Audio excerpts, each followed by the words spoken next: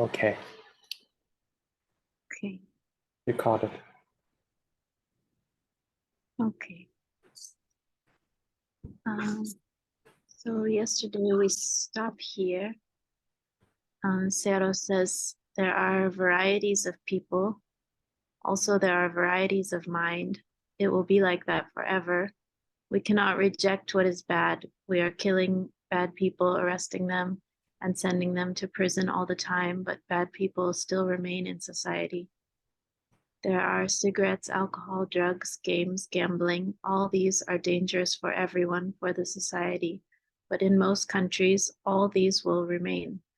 We cannot destroy all these bad things from society. We cannot get rid of them permanently. It will be the same for the angry mind, greedy mind, or stupid mind.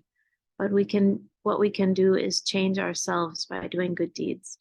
By doing good deeds continuously, we can change our life and our mind from bad to good, to be better and the best.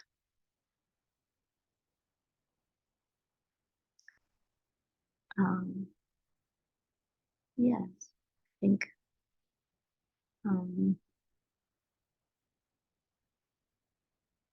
so sometimes we try to fix everything by taking out what is bad, but Sero says it's impossible to get rid of all the bad or destroy all the bad things. So we have to find another way. So the other way is we can only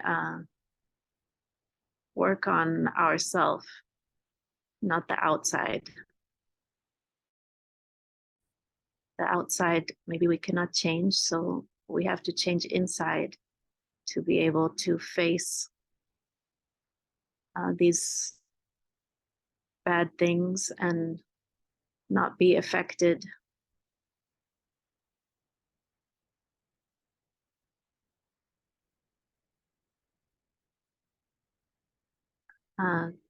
Can you show the next paragraphs?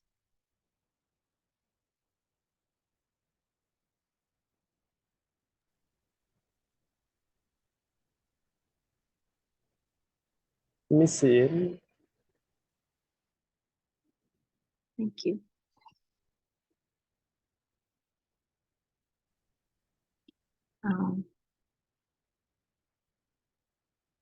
Yes, if we cannot change, we can detach, we can endure. We should try to be tolerant of these dangerous minds, this dangerous anger. If the power of anger is strong, to endure that anger, we need to be stronger in endurance. We should understand that only the strongest can survive in the society. When we do good deeds, we must be able to do good deeds more strongly than the things others are doing. In this way, we can survive, we can get success.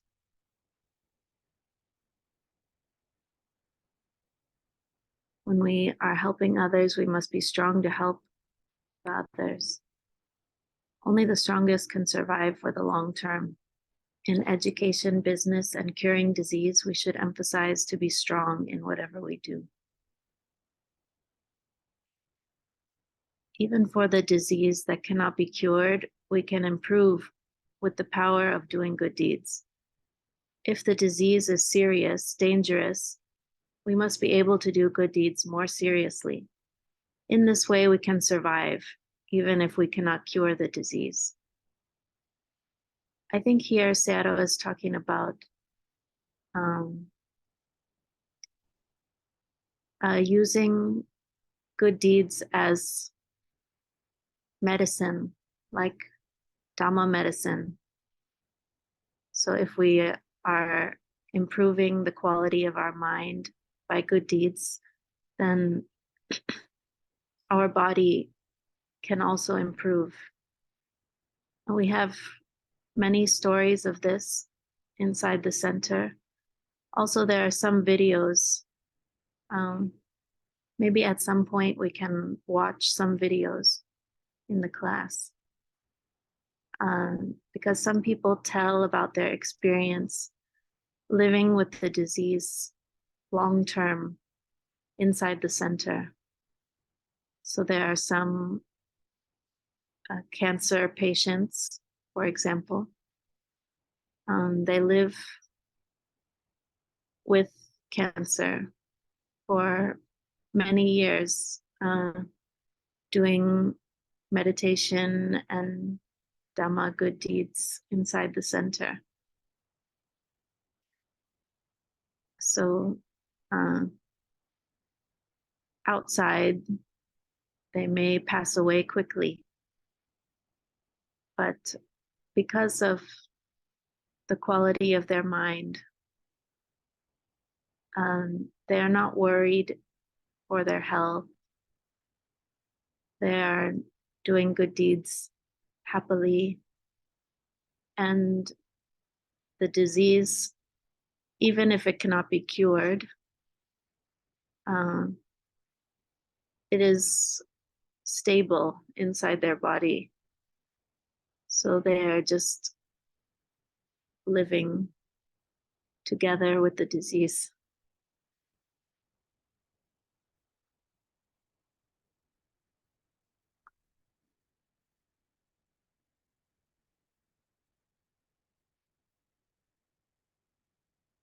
We can see the next paragraph.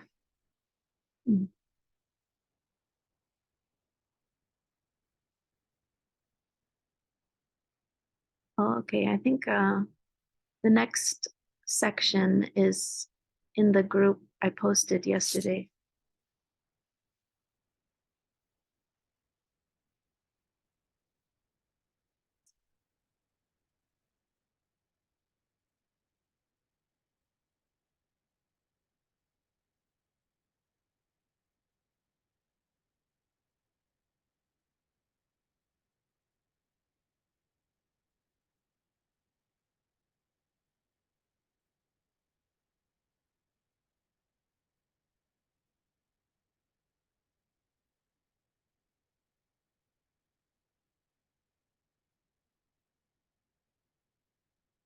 Okay.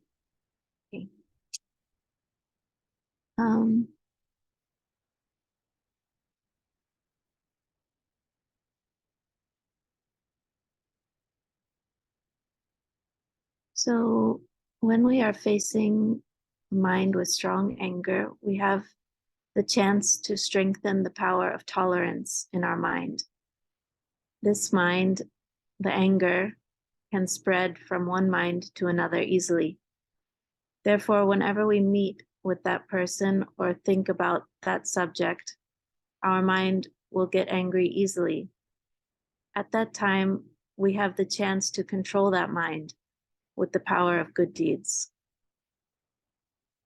If we are practicing meditation with the help of Buddha, Dhamma, and Sangha, we can get help from the power of Buddha, Dhamma, and Sangha, and it is easier to endure the strong power of anger. It will take time, but it is very valuable, not only for us, but also for that angry person. If we have a strong mind, it is better than a weak mind. But if our mind is strong, then when there is anger, it will be more dangerous. If there is ignorance in a strong mind, there will be more stupidity. If there is greed in a strong mind, there will be more greed. So I think probably we can all understand this part, that the strong mind will be more dangerous, more powerful. If there's anger in the strong mind, that person will be strongly angry and can do more with the anger.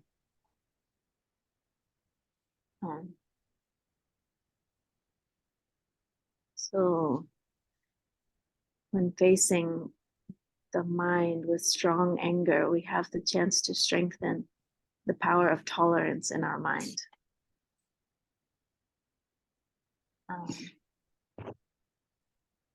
That is very nice, ideas. When the anger is stronger, then we have more chance to be even more tolerant.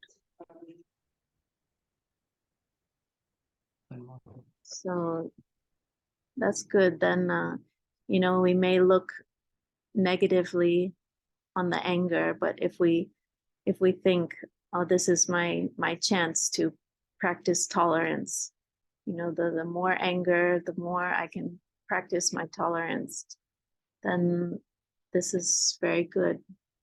Then the anger becomes something that can even help us. And this reminds me again how Sayadaw said, the person, anyone staying in the center is helping that center, even if they may be making mistakes like anger, because that person may be angry, and then at the same time, he's teaching the others about tolerance.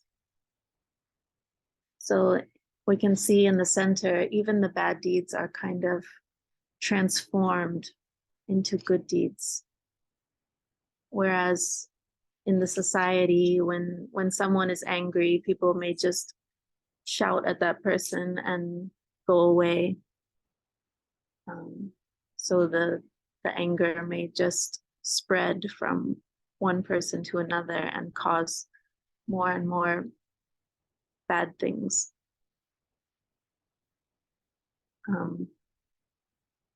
So it's our good deed to practice tolerance and end the anger there where it is, so that it cannot spread, to the next person.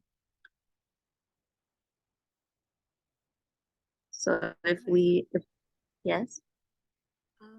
No, just could you please help me to clarify about the strong mind, because I feel quite unclear about the strong mind, because I don't know that it means like more tolerant or more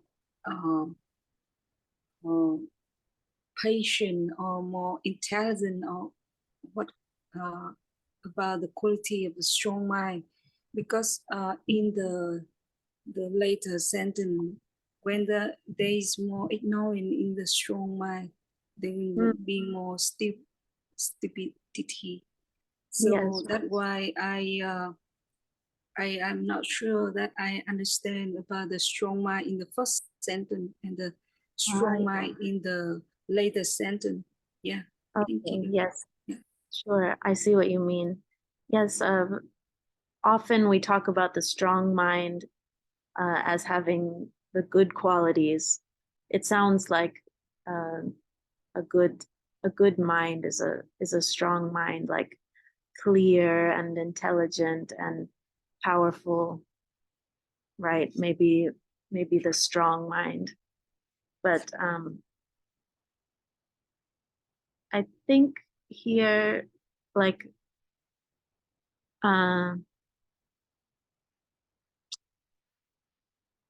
Sayadaw is saying,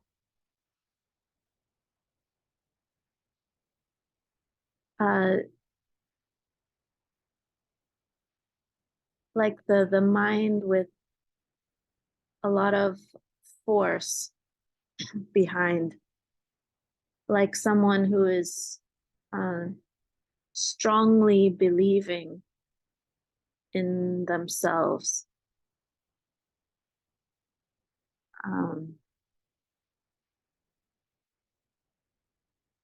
There's ignorance in the strong mind. There will be more stupidity. Yeah, so this, I'm just thinking like in the United States, in 2020, I think, some people believe that that the presidential election that the votes were counted wrongly.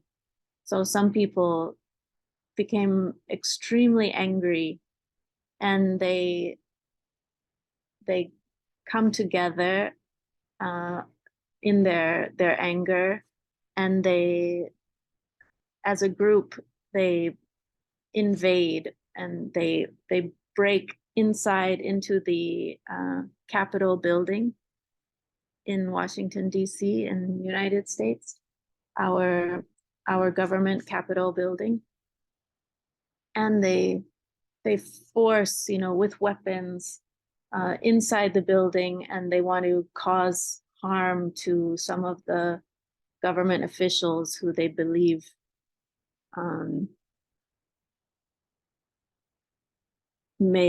counted the election wrongly.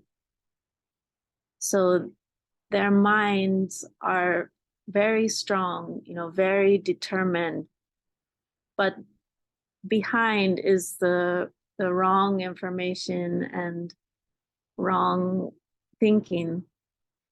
So although their mind is very powerful, they can come together and do this very surprising thing. But their minds are also full of ignorance and anger.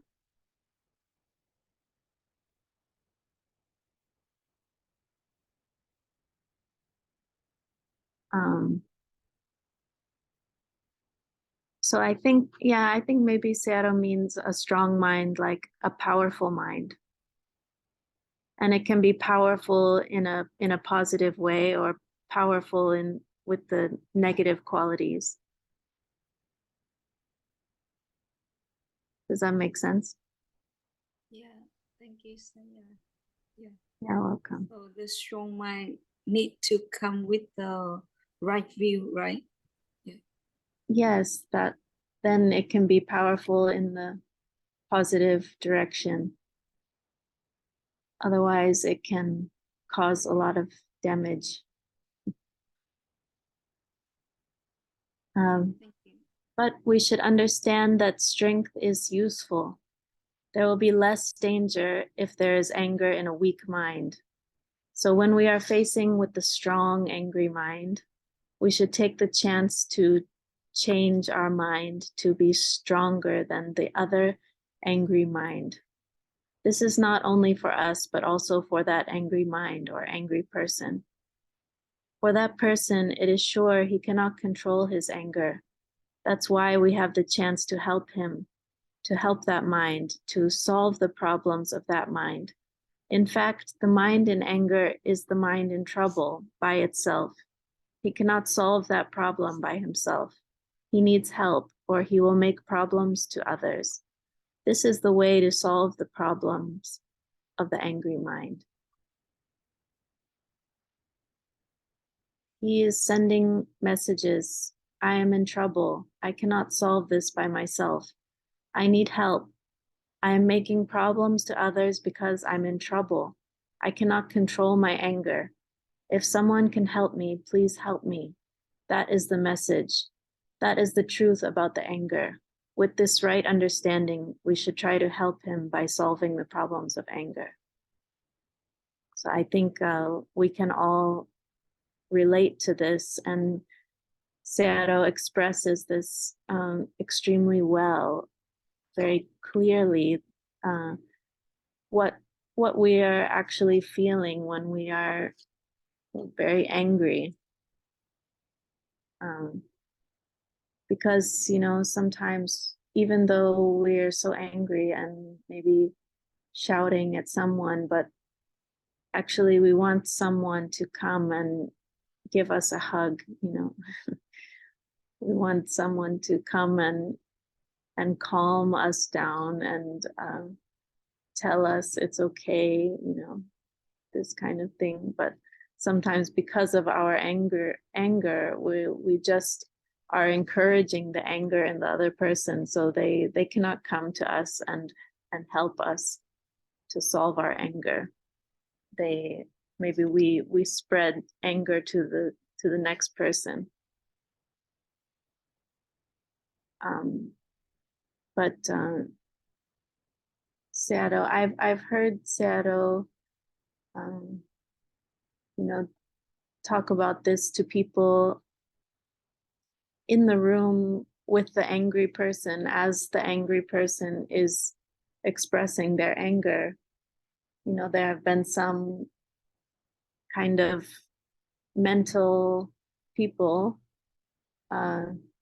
in Searo's room together with many others, and sometimes the angry person can even insult to Searo, like shouting or saying insults to Searo directly. And if the person does this, then definitely all the people around, the other people also will become extremely angry because they don't like to hear these words towards Searo. So it would be very dangerous for that angry person, but Searo remains unaffected by the words, just calm and experiencing only. And then he reminds to the other people in the room, don't listen to the words and just take care of your own mind. Stop your own anger. We can't control that person, but we can control ourselves inside.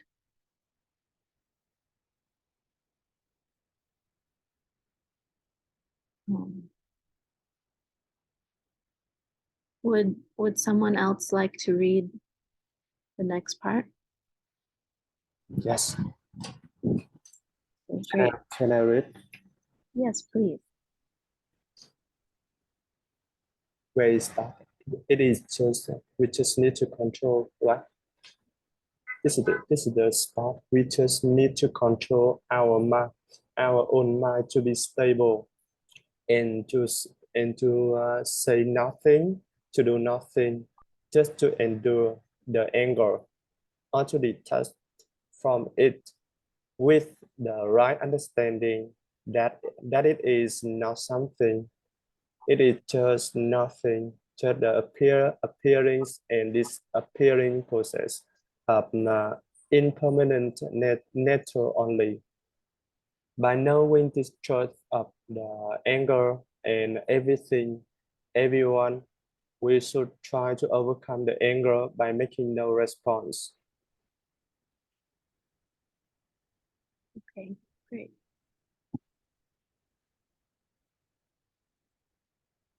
Stop or continue? Yes. Yes. What do you mean? I say stop or continue. You say yes. I don't know. Yes, stop or continue. Oh, I thought you asked, should I continue? Yes, please continue. This is the opposite of the angry person. Although he is doing and saying many bad things, we should try to control our physical, verbal, and mental action. It will take time. We need to practice again and again. We should make a response only when there is just a little anger or no anger at all. If we don't want to do something, we don't have to do something. We just need to endure. But what we should understand is ignorance of the stupid mind is worse than the angry mind. Ignorance or delusion, avitas or wrong understanding is worse than the anger and greed. If we cannot endure the greed and anger, it is sure we will not be able to endure ignorance or misunderstanding or wrong understanding. For me, I try to correct mistakes concerned with ignorance or not knowing or wrong knowing continuously. It is difficult to endure the misunderstandings of others. Someone may not make a problem for you, but he will think wrongly about you. He will think what what he understands he writes because of his lack of intelligence. Great. Yeah, we can stop there. Thank you.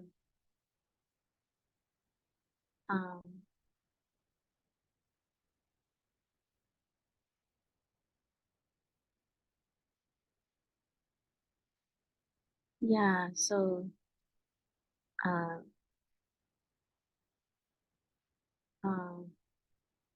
like I was saying in the previous paragraph, you know, Seattle says to just not do anything, not make a response to that person. Yeah, and to remember this is just impermanent nature. Like I think I mentioned yesterday, we can just hear the words of the other person, like just sound only appearing and disappearing. So in fact, it has no power at all on its own. The only power that it has is the power that we give to these words inside of our own heart. So if we hear the sound and then we react and we generate our own emotion inside, then this is the power of those words. But if we just hear as just sound only, then they just fall away. There's nothing more.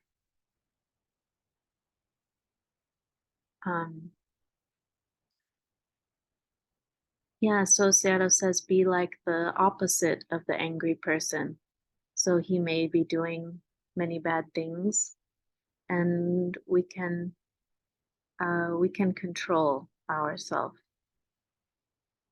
And we need to practice again and again, definitely.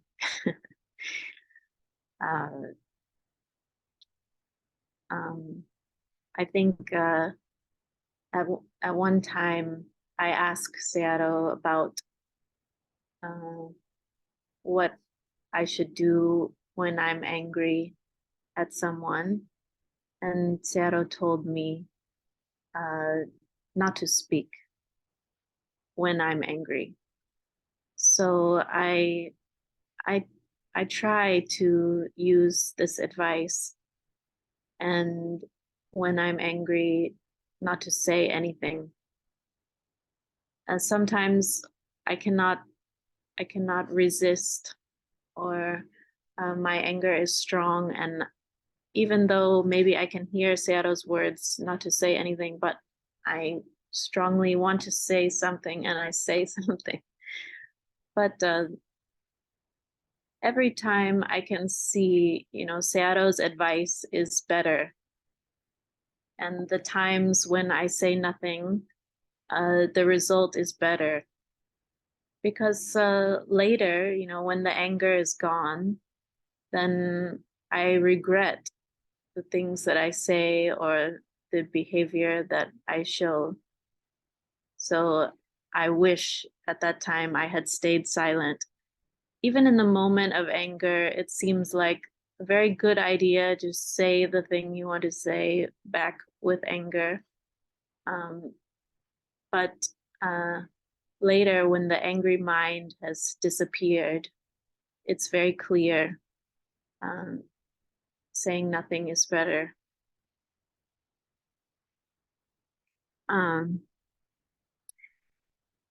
then here it's interesting. Seattle says that what we should understand is actually ignorance in the mind is worse than the angry mind. And I think this may be because although the angry mind may seem very destructive, very dangerous, but yes.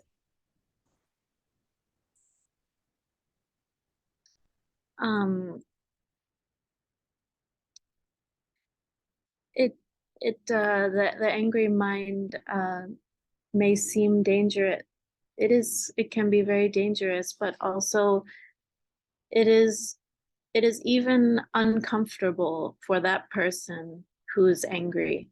You know, the angry person is also in pain. So because of that, anger is something we want to get rid of. We want to stop. We want to try to do better and to get rid of the anger, because we can see its dangerous, destructive force or power.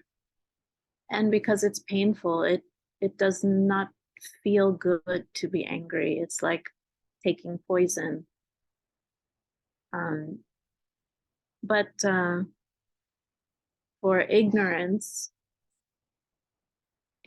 we don't even know if we're ignorant. We don't know what we don't know, right? So ignorance can be even more dangerous because we cannot get rid of it easily. Anger is very obvious and painful, so we want to work to stop the anger. But for ignorance, it's like invisible. So it can be even more dangerous this way. And also, someone may not believe that they are ignorant because they believe that their understanding is right.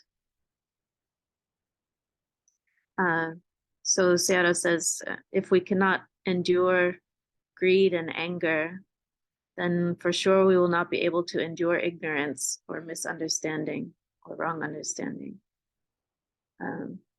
That's definitely true. Like when it's very difficult to be tolerant of someone's ignorance or stupidity, you know, because we just want them to see what is right, and maybe we become angry because their thinking is wrong.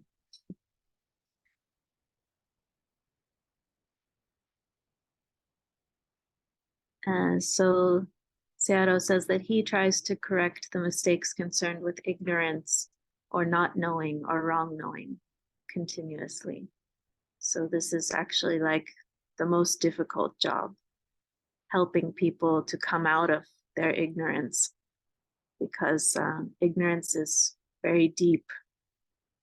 Anger kind of arises like a fire and we can put it out easily compared to ignorance.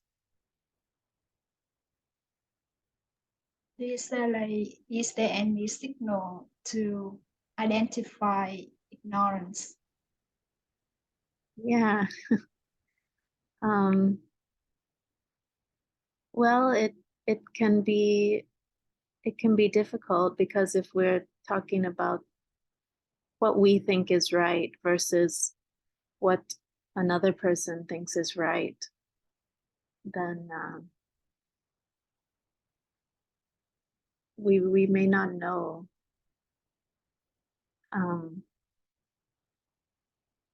But like here, Sayadaw gives the example of the person thinking wrongly about you. So, you know, in this case, like if their ignorance is concerned with us personally, like they may believe this or that about you, and you know inside that this is not the case, you know, that they are thinking something wrongly about you.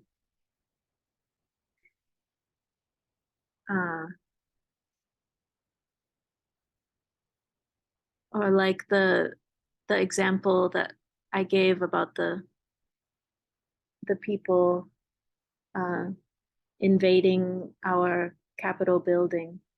Like, to me, their ignorance is very obvious, but to them, they believe what they're thinking.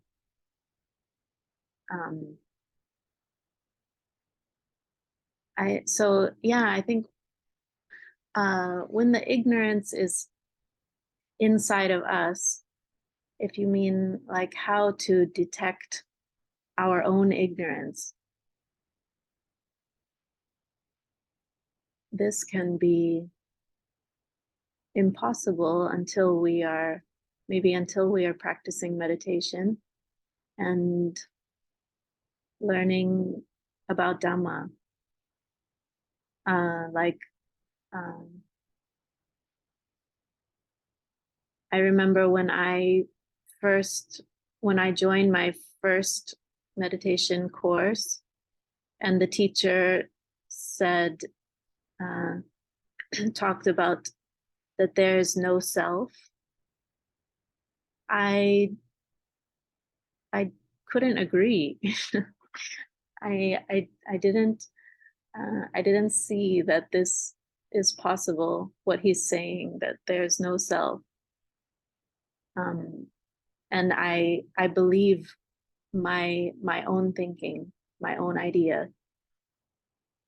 So it was only by practicing meditation that I could come to understand that idea, that there's no self.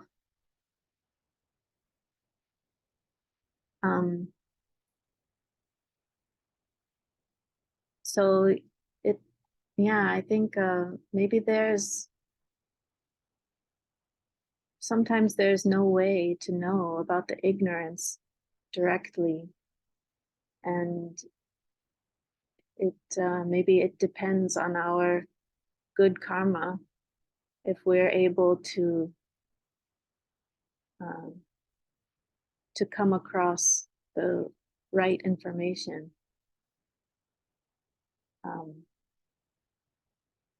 But also, of course, I think Sarah would say that the answer is in doing good deeds.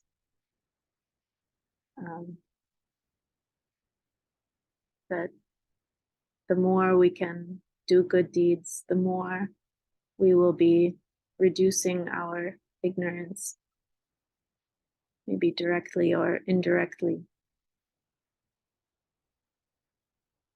by meditation or helping others.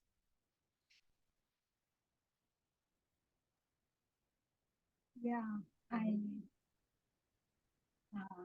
think the moment that we can understand ourselves, can discover our ignorance, is very, very precious. Yeah, Yes. very precious. I used to experience. I have an experience in which I spent 10 days in a meditation retreat, and during that retreat, I realized some hidden anger inside myself. I used to thought that in that situation, I wasn't angry, and I thought that in that situation I was very calm, very generous. But during the meditation retreat, that situation, that event arose in my mind, and I felt very angry when thinking of it. So at that time, I realized, oh, I used to be angry. That anger was compressed, was hidden, so that I couldn't see it until I spent my time in the meditation retreat. That event arose, and then I could realize that kind of anger. Yeah. And at that time, I felt, wow, wow, that I used to be ignorant, but I didn't know that. Yeah. And another time, after for a long time doing meditation and doing this, at that time I thought that, oh, now my quality of my quality is better. It's better. Now I could do more good deeds. My value. At that time, I thought my value changed a lot from focusing on money or career or family into meditation and doing this.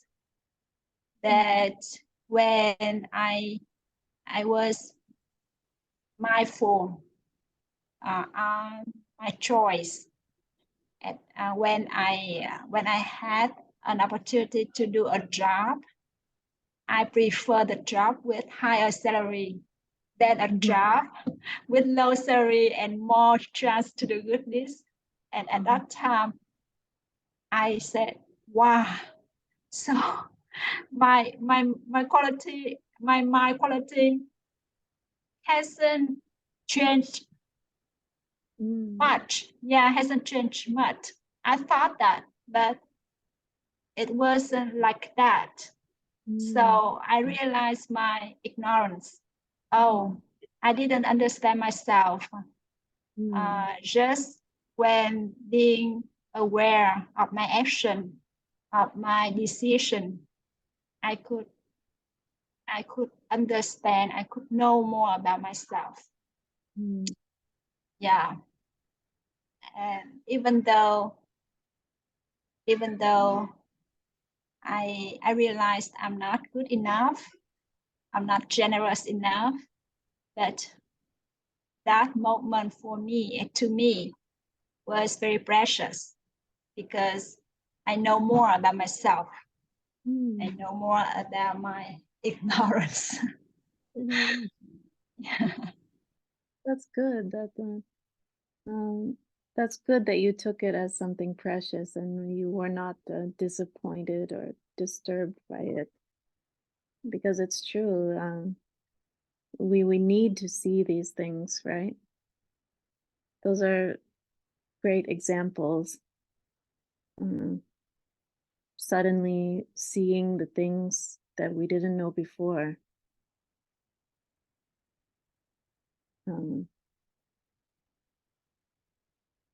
This is, yeah, it could be difficult or impossible to come across without good deeds. Sero often says, we think very highly of ourselves. And I've certainly seen this in myself. And until we maybe put ourselves in the situation with others, or in the situation that we don't know very well, we may just continue to always think, to believe the things that we believe about ourselves, or like having to deal with some difficult people in the center, and then seeing their good point. This is also a kind of illumination or dissolving of ignorance in ourselves, when we can change our view on someone else also. If we believed something about someone and then, oh, we suddenly see we were wrong. And this can be very powerful also.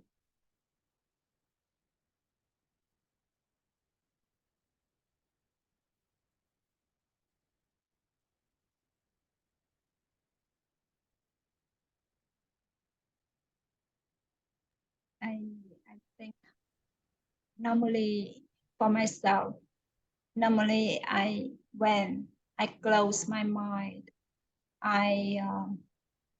there's a thought in my mind that, oh, I knew this. There's nothing for me. So at that moment, when the thought, I knew it, arise, at that time, I close my mind and I don't want to learn from the other. And at that time, I think there's an ignorance for myself. Yeah, for myself. Because I don't want to hear, I don't want to have the other view. Yeah, and I believe that I am right. Yeah, I believe in my thought that I knew it. So even the thought is relating to Dharma or something else. But I think that's just my belief, not the real experience, Yeah. So I think at that time, the ignorance, there's some ignorance there for myself only. Yeah, that's really good. If we can keep that kind of idea in mind, then maybe we have more chance to get rid of our ignorance, if we can remember that it exists in us. Like sometimes I see some Dhamma talks online, and for some reason or another, maybe I have the idea like, I'm not going to learn anything from this person. So sometimes I try to ignore that thinking, and I listen to the Dhamma talk anyway. And then almost always they say something that is new for me or helps me to think about something in a different way. So definitely we should keep this kind of open mind, and being near Sayadaw and listening to Sayadaw has definitely reminded me not to believe strongly in myself or in my thinking, because I may be wrong. Yeah, I sometimes have an idea that when I see some posts relating to startup teaching on Facebook or on the internet, at that time there's a thought in my mind. I have already read this. And I stand now will repeat and repeat again and again, doing goodness, mindfulness and detachment. There's nothing for me to, no need for me to read. That actually, whenever we have a retreat and be together with Sadar, when listen to the question raised by the meditators, my mind is always curious about Sadar's reply. And even though there's a thought that, oh, he will say doing goodness, meditation, detachment, mindfulness, these keywords, he will repeat it. That anytime I listen to his answer, my mind, oh wow, surprised. It will be surprised again. And it's like, oh, how can that could link this situation with the keywords. The way he assess the situation in the way that I couldn't imagine, like in this question. So it's quite curious. My mind is sometimes in dilemma. Yeah, in the dilemma. Want to listen, and then another part said, okay, he will repeat these keywords again and again. So I mean, there's an ignorance, and there's also a mind who want to know more. Yeah, right. Yeah, thank you for saying that. I also know that experience. Yeah. Seeing the post and thinking, this is not worth the time to read. And then, yeah, also thinking that I know the way Sarah will answer the question. But I try to force myself when I see the post from Seattle just to read his words anyway, just to because it's a good use of my time anyway. And certainly my ignorance is very huge. And sometimes it's all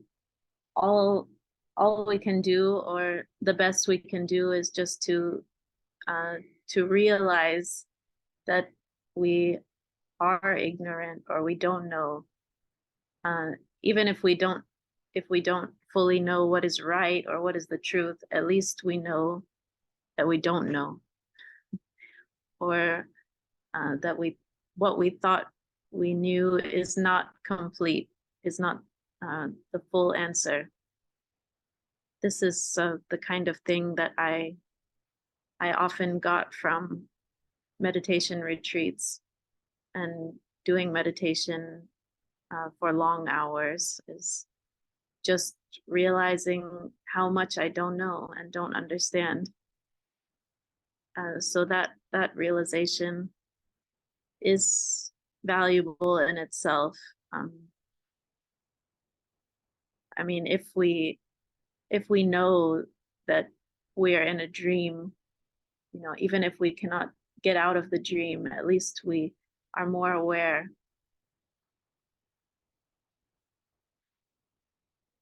And sometimes we also we do it to other people, or we think we know who they are. Or sometimes on the trips with Seattle, and I'm traveling with people who I didn't know before, people who I didn't meet before in the center, but who also want to join with Seattle. Somehow my mind just creates an impression of that person or of someone, and I automatically believe that impression until maybe I hear the person speak about something, and then I realize, wow, that person is nothing like what I thought they were. So at that time, I really see the power of my mind to create that kind of delusion that I think I know. My mind tells me what is real and what is the truth, just by creation, not by what is really the truth. So those experiences are very valuable. Yeah. Thanks for sharing. What I learned from Sador is that Sador always tries to make decision or give opinion on the information, the real information. Whenever he wants to make a decision, he never try to make decision early. He always try to collect as much information as possible. Mhm. He knows how to make quality questions to collect the information, and those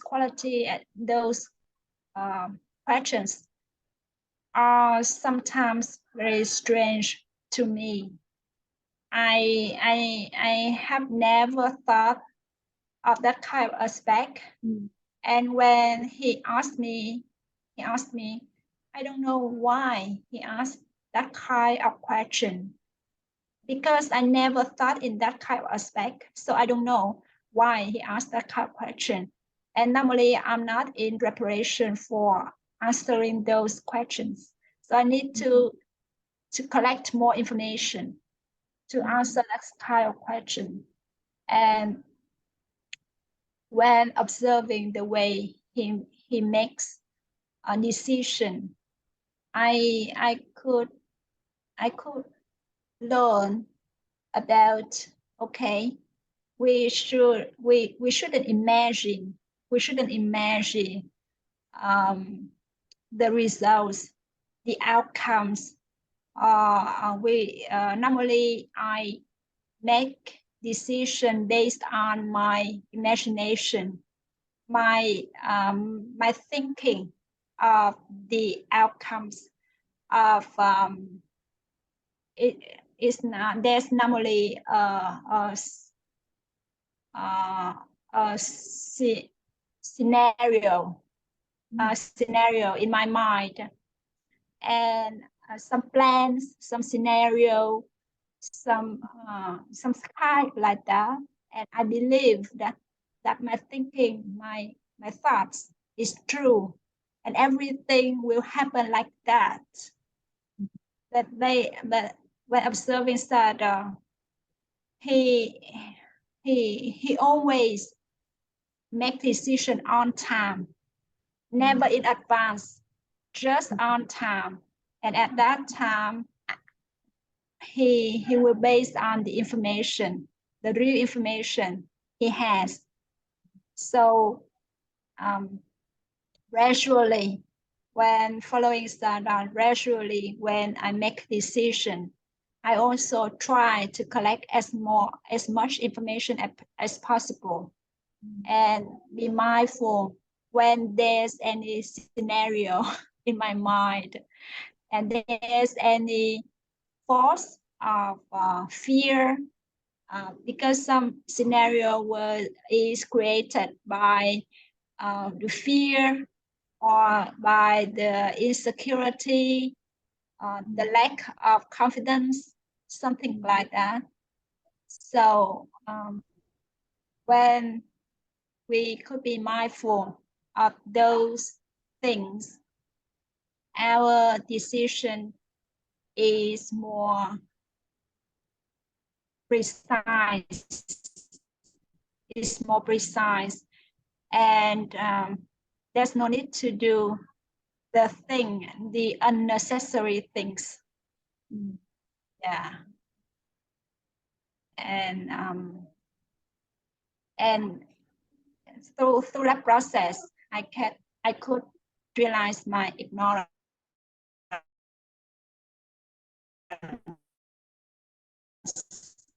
the ignorance of scenario in my mind,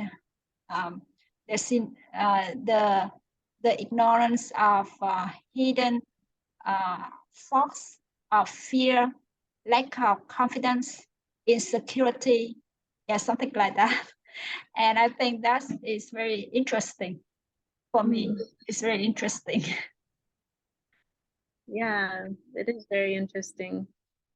That's a good way to put it. Good if we can see it like that. Then we won't be afraid to see the reality if we find it interesting. thank you for those observations. I know what you mean. I've also found it very interesting to watch Seattle making decisions and asking all of those questions to find the real information, or at least to put the stories of everyone together and try to find out what is really going on. And I've also heard him ask these questions and wondered why he's asking.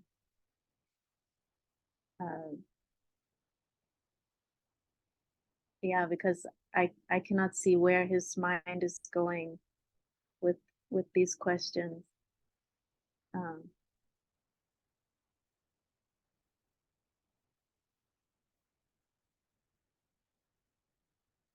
But I can see that, yeah, Seattle does not jump to conclusions. And he doesn't hear from one person and assume that it's right, or that that is the real answer. He will hear them, but I think he's automatically understanding that this is coming from the person's view, one view, and we all have our own ignorance. So even if the person sounds very certain about what they're saying, the Seattle doesn't automatically take this as right or as the truth. And then I've had many experiences hearing. Seattle will hear from one person and then he will ask another person maybe about the same thing. And then we will hear a whole other story or point of view or perspective on the same thing. So then I start to see like, oh yeah, Seattle understands that these are just stories from people and he cannot take them as real, and he cannot base decisions on what the people say necessarily.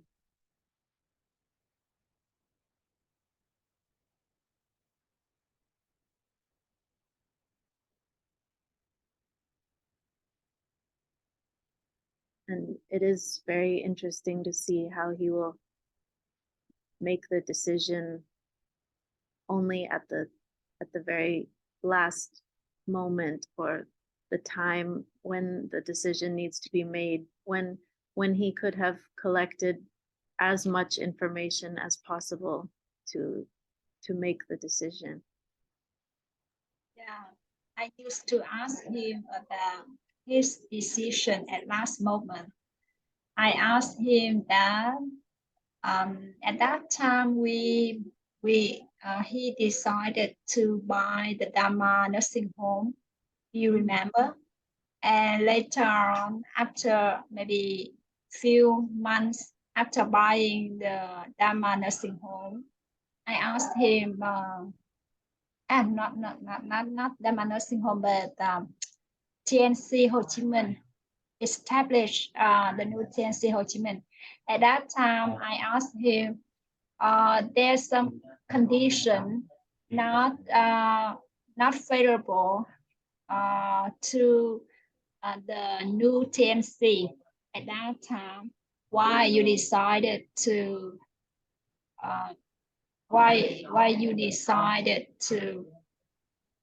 rent that house to be the new TNC?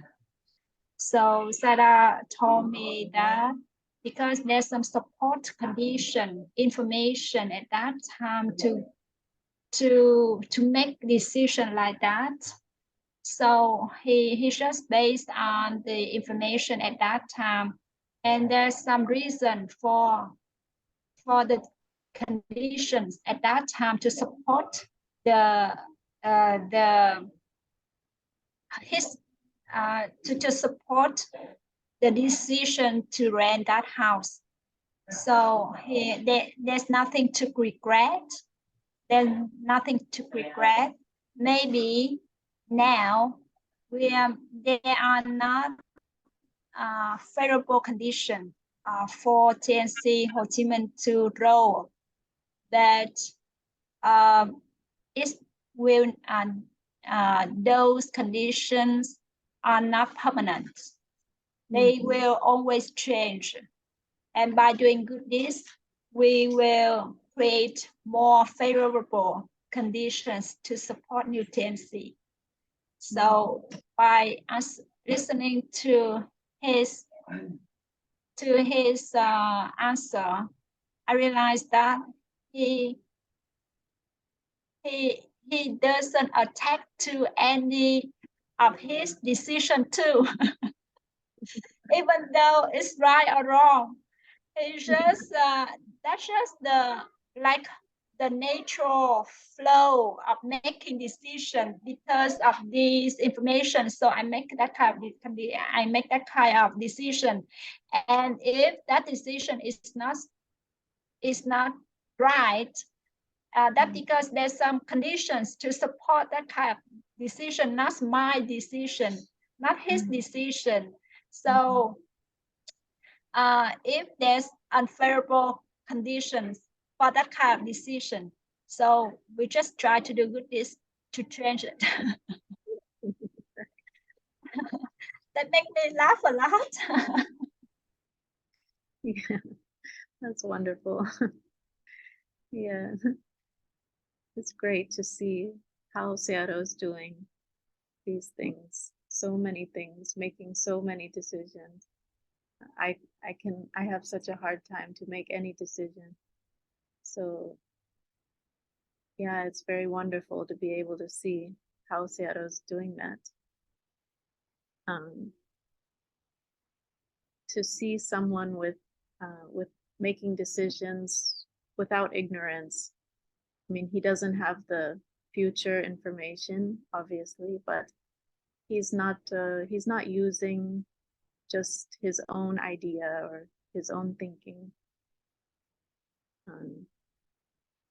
He's seeing the information just clearly for what it is, without opinion, without feeling.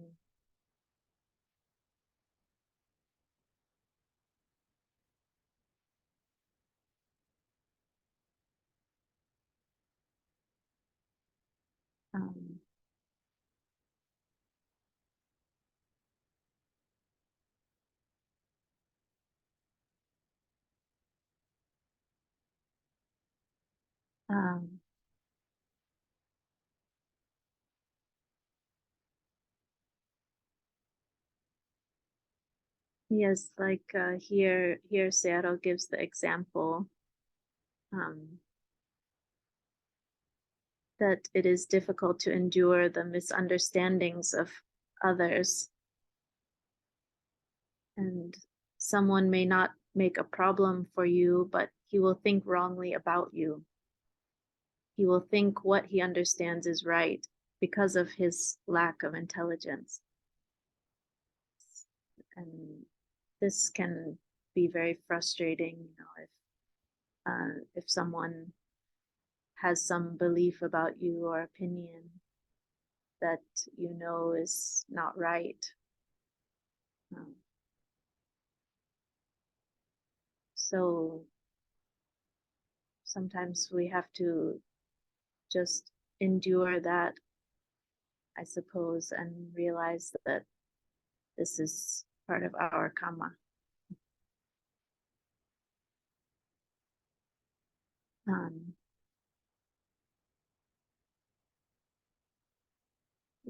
Would someone else like to read this page?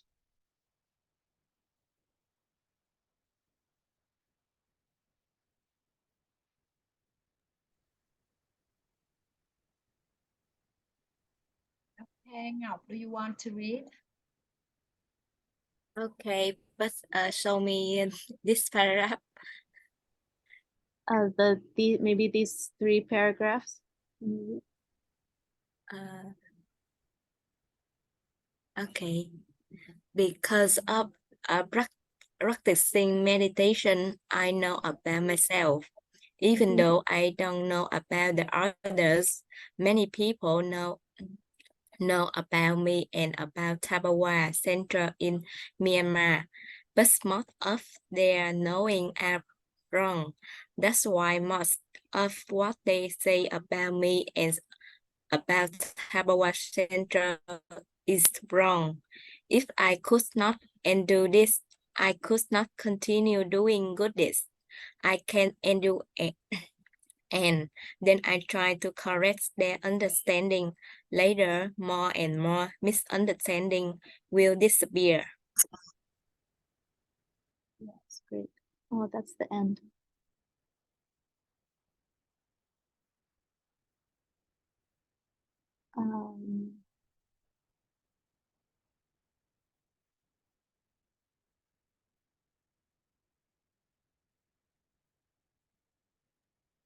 There are many people in the society like this.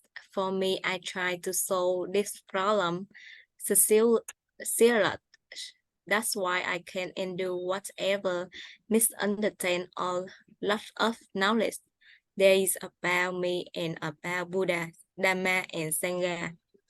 This is more difficult to undo and to solve. That's why I have to continue teaching all the time. I have to do all kinds of good deeds with teamwork. In this way, more and more people can have the chance to do good deeds together. In this way, they can understand more and more. There will be less and less misunderstanding about ourselves and others. Because of practicing meditation, I know about myself. Even though I don't know about the others, many people know about me and about Tabawa Central in Myanmar. But most of them knowing are wrong. That's why most of what they say about me and about Tabawa Central is wrong. If I could not undo this, I could not continue doing good deeds. I can undo, and then I try to correct their understanding. Later, more and more misunderstanding will disappear. Okay.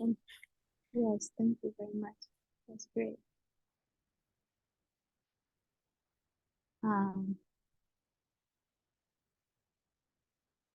Yes, there's been a lot of misunderstanding about Tabawa Center and about Seado because he's doing things in such an unusual way.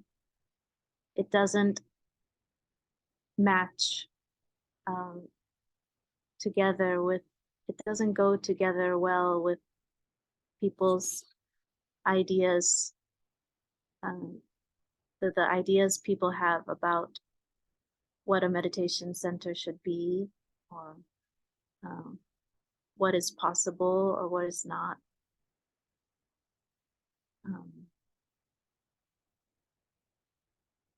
So people may also hear a lot of bad things about Tabawa Center and bad things that happen there, so they might have some wrong perception about it. But Seado says if he could not endure these wrong thinking or wrong ideas, then he would not be able to continue doing good deeds. You know, sometimes we may let the opinions of others discourage us, and we may stop doing what we are doing because of opinions of others.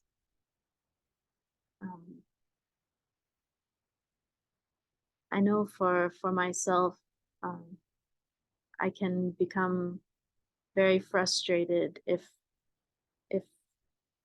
people think wrong things about me. Like in the center, if I try to help certain people, they may think it's because I like that person, or I have some special relationship to that person. But they don't understand my real motivation. So this is the way that we have to endure and be tolerant about the other people's ignorance or not knowing.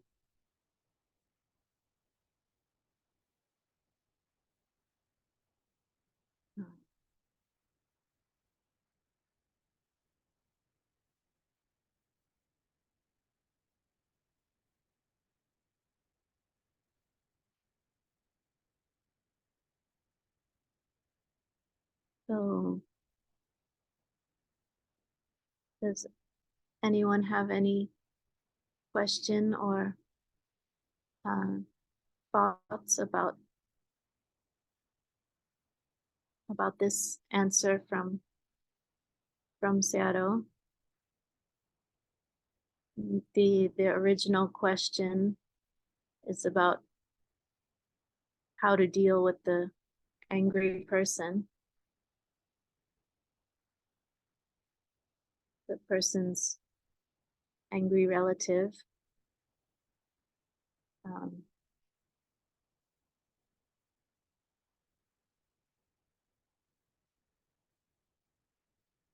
So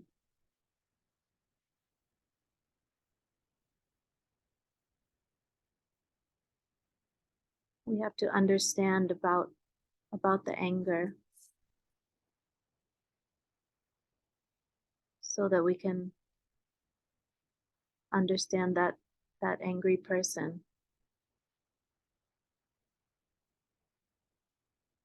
So the person in the question thought maybe I should just avoid my relative and not see them anymore. But of course, this is not really solving the problem,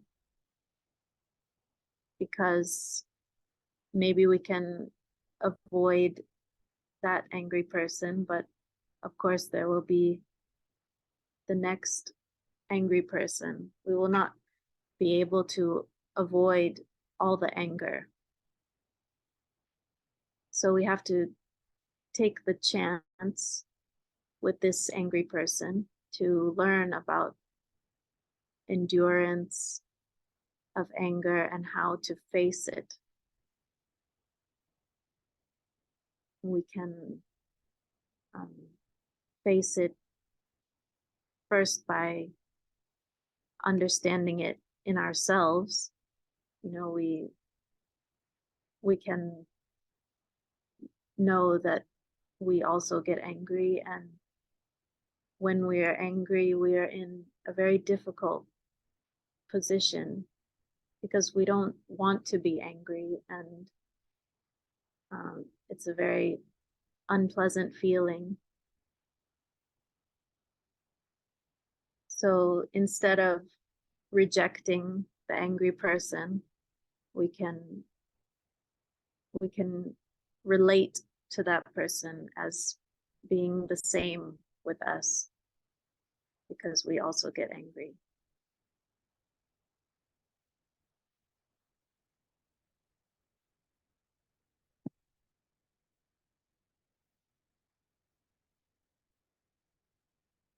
Sometimes it's very easy to hate the angry person or blame them or think badly about them, even though we know we also get angry.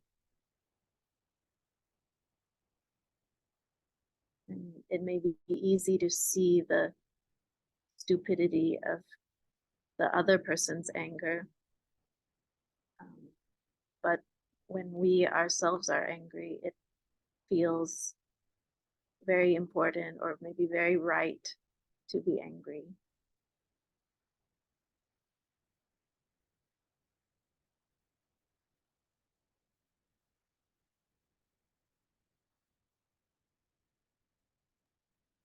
Relating to the anger, I sometimes feel like I cannot control the anger. Definitely. I remember once, maybe 3 years ago, one of my Dharma friends told me in front of other people. She praised me that, oh, I'm a very good person, and now I'm tired. I need to take a rest. And at that time, I realized, wow, my anger arose immediately, and I couldn't stop it. And my body shook. Yeah, shook a lot. And even though I try to manage my face, it looks like it couldn't be normal. And people can see my anger too, even though I didn't say anything. And at that time, I asked myself why she praised me, but I felt angry. She praised me, but I felt angry, and I couldn't stop that kind of anger. And I realized I don't want other people think that I'm tired. I'm strong. I don't want other people to think that I'm tired. I could bear that kind of situation. I want other people think that I'm strong enough and I could bear that kind of situation enough. So please, I don't want to hear other people think that I'm tired.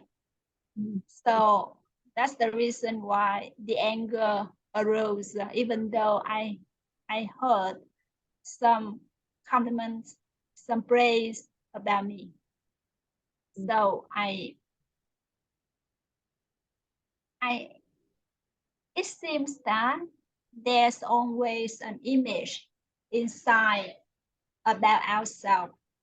So if someone says something, no matter what, but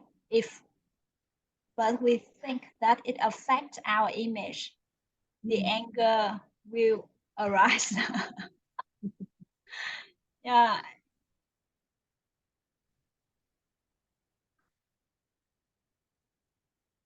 Yes. Yes, say hello to Sally. Say good evening to her.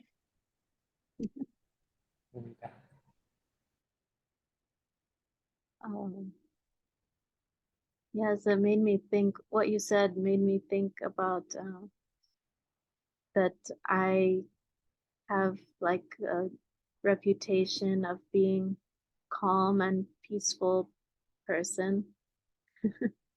And then, sometimes when I hear this, I feel like a little bit scared or sorry, because I know that I can get angry, and I feel like I'm pretending or something if people think that I'm the calm and peaceful person. Like if I agree with them, then then I have to uphold it. I have to match my image, and someone one day may be disappointed to see the real me, something. Yeah, agree. we are easy to grab something. Yeah, cling to something that may in a unconscious way, in an unconscious way that we don't know. I myself, when I lived in Tabawa Center, and our group organized some events successfully, and many people came and embraced us. At that time, I thought, oh, that is the supportive conditions, helping that kind of goodies. And I didn't accept that is my success, just supportive conditions. But one day, when I heard that someone saying bad about myself, yeah, bad about me, and my anger arose again, very angrily. And at that time, I realized, okay, I no need, I don't need other people to appreciate me, but I don't want them to think bad about me. Yeah, there's another image inside.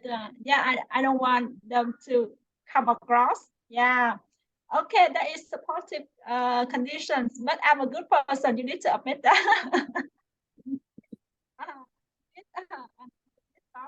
Running behind.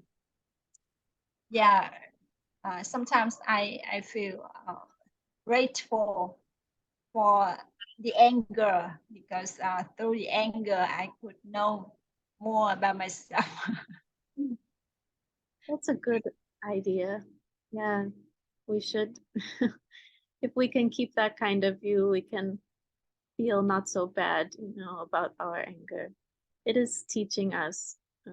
We can use it in the right way, which is to understand and to do better, or to see, to understand about the anger and how it's working.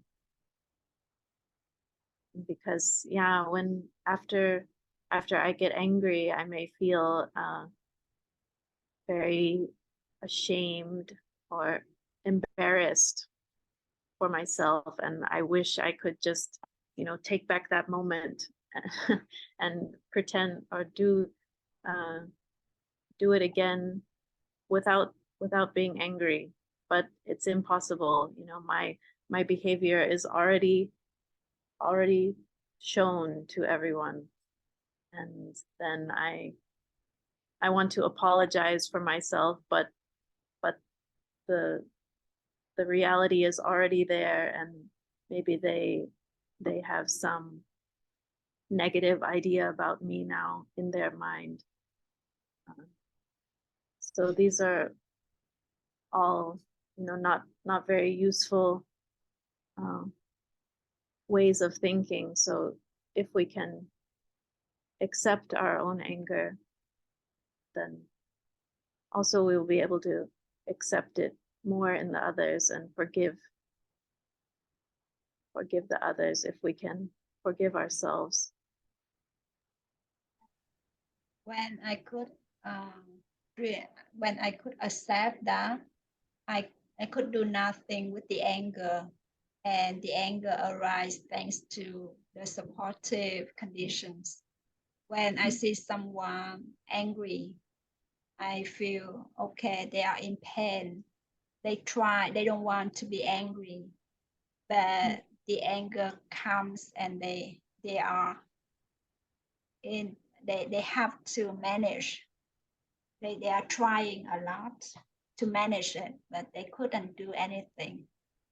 So at that time, I feel sorry for them. But to some extent, I don't want to be near that kind of person. But on the other hand, I feel sorry for them. Yeah, there's two minds. There are two minds there.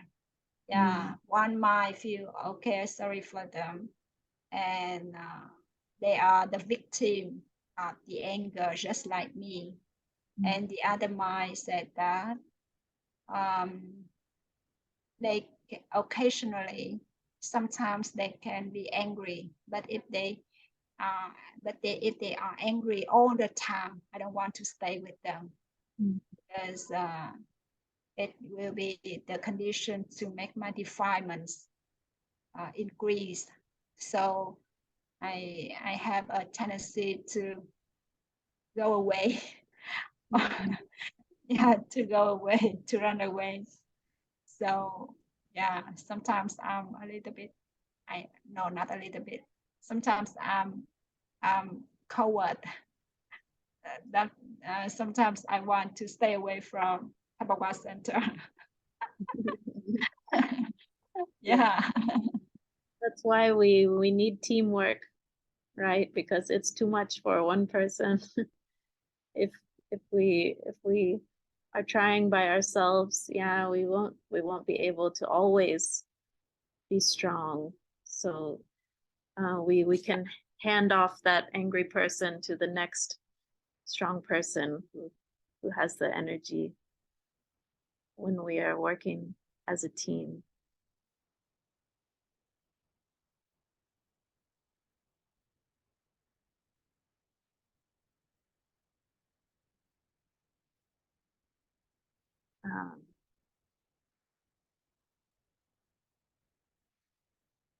Okay, maybe we should stop here today.